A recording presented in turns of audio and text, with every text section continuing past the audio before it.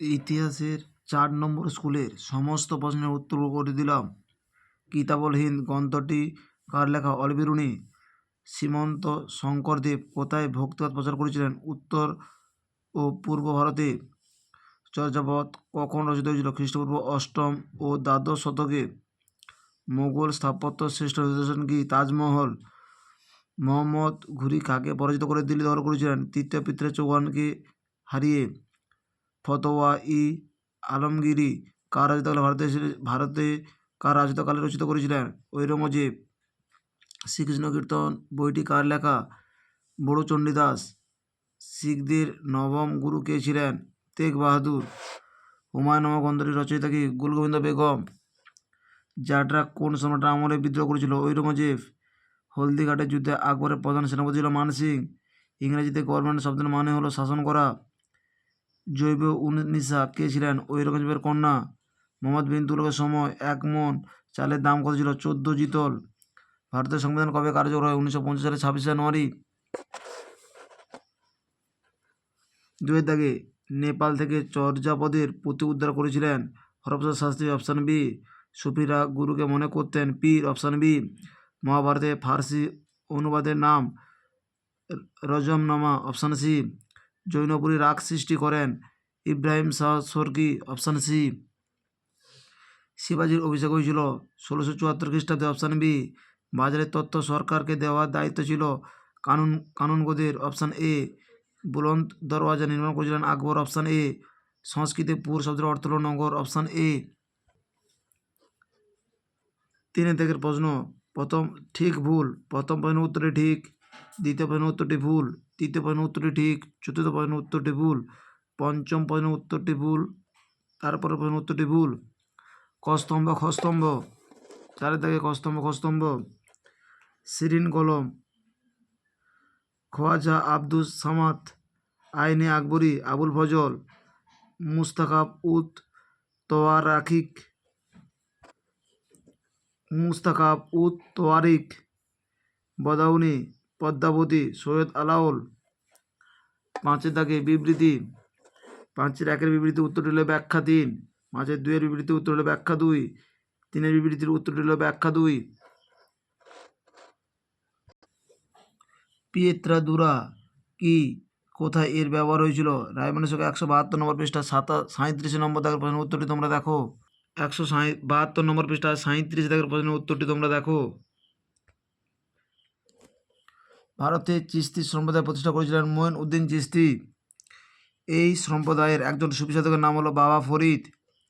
পুরন্দরের সন্ধি কবে কাদের মধ্যে হয়েছিল? পুরন্দরের সন্ধি 1665 খ্রিস্টাব্দে হয়েছিল। ব্লক ও জেলা স্বায়ত্তশাসন ভার কাদের দেওয়া হতো? পঞ্চায়েত সমিতি ও জেলা পরিষদের। বার্ষিক চক্র কি? রায়মানের সঙ্গে 177 নম্বর পৃষ্ঠায় 64 দাগের প্রশ্নের উত্তরটি তোমরা দেখো। 177 নম্বর পৃষ্ঠায় 64 দাগের প্রশ্নের উত্তরটি দেখো। বার্ষিক চক্র।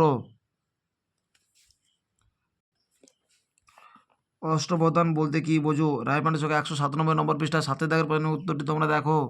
197 নম্বর পৃষ্ঠায় 7 দাগের প্রশ্নের উত্তরই রয়েছে অষ্টপ্রধান। শিখদের ধর্মগ্রন্থের নাম হলো গ্রন্থ সাহিব। এটি কোন ভাষায় লেখা হয়েছিল? গুরুমুখী লিপিতে লেখা হয়েছিল। 7 দাগে 1 প্রশ্নের উত্তরটি তোমরা একটু দেখে নিও।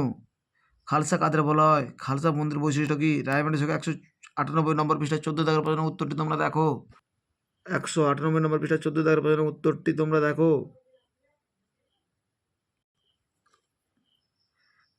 পৌর শাসন ব্যবস্থা কীভাবে গঠিত হয়? পৌরসভার 2টি কাজ। রায়মানের সঙ্গে 215 নম্বর পৃষ্ঠা 16 দাগের প্রশ্নের উত্তরটি তোমরা দেখো। পৌরসভা কি? এই প্রশ্নের উত্তরটি দেবে এবং পৌরসভার কাজ।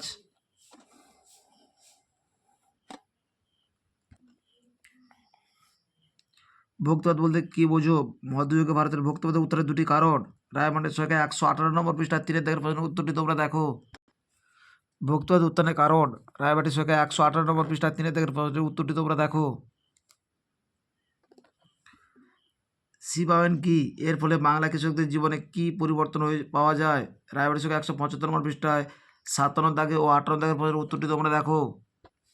175 নম্বর পৃষ্ঠায় 57 দাগের প্রশ্ন শিবায়ন কি এবং 58 দাগের প্রশ্ন শিবায়ন কি এবং বাংলা কৃষকদের জীবনের কি পরিচয় পাওয়া যায়?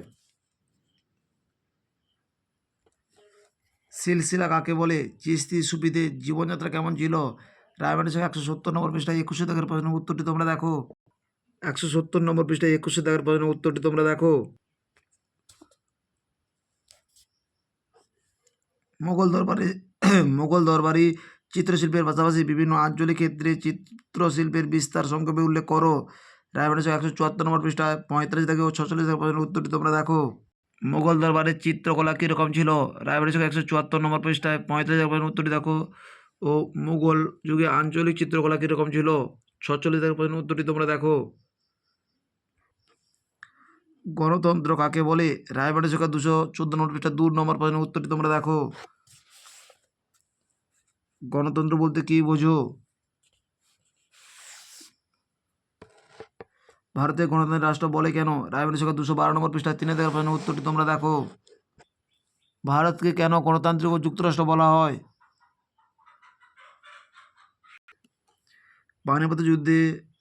পানিপথের প্রথম যুদ্ধে বাবরের জয়লাভের কারণ কী ছিল? রায়বানের সঙ্গে 83 নম্বর পৃষ্ঠা 18 দাগের প্রশ্নের উত্তরটি তোমরা দেখো। পানিপথের প্রথম যুদ্ধে বাবরের জয়লাভের কারণ। সুলতানি যুগে বাংলা স্থাপত্য নিদর্শনগুলি সম্পর্কে আলোচনা করো। রায়বানের সঙ্গে 162 নম্বর পৃষ্ঠায় 16 দাগের প্রশ্নের উত্তরটি তোমরা দেখো।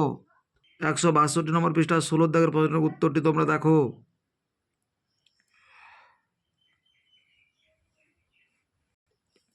শিবাজি কীভাবে মাঠ রাজ্য গড়ে তুলেছিল? রায়বানের সঙ্গে 191 নম্বর পৃষ্ঠায় 1 দাগের প্রশ্নের উত্তরটি তোমরা দেখো। 191 নম্বর পৃষ্ঠায় 1 দাগের প্রশ্নের উত্তরটি তোমরা দেখো।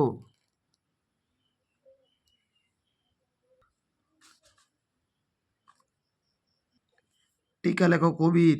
রায়বানের সঙ্গে 159 নম্বর পৃষ্ঠা 5 দাগের প্রশ্নের উত্তরটি তোমরা দেখো। 159 নম্বর পৃষ্ঠায় 5 দাগের প্রশ্নের উত্তরটি তোমরা দেখো। মোগল সাম্রাজ্যের প্রশাসনিক আদর্শ কী ছিল? রায়বানের সঙ্গে 116 নম্বর পৃষ্ঠায় 20 দাগের প্রশ্নের উত্তরটি তোমরা দেখো। মুঘল প্রশাসনিক আদর্শ কী ছিল? রায়বানের সঙ্গে 116 নম্বর পৃষ্ঠায় 20 দাগের প্রশ্নের উত্তরটি তোমরা দেখো। আমাদের ভিডিওটি যদি তোমাদের ভালো লাগে তাহলে তোমরা লাইক করো, শেয়ার করো। আমাদের চ্যানেলে নতুন হয়ে থাকলে চ্যানেলটিকে সাবস্ক্রাইব করে পাশে থাকো নতুন নতুন ভিডিও পাওয়ার জন্য।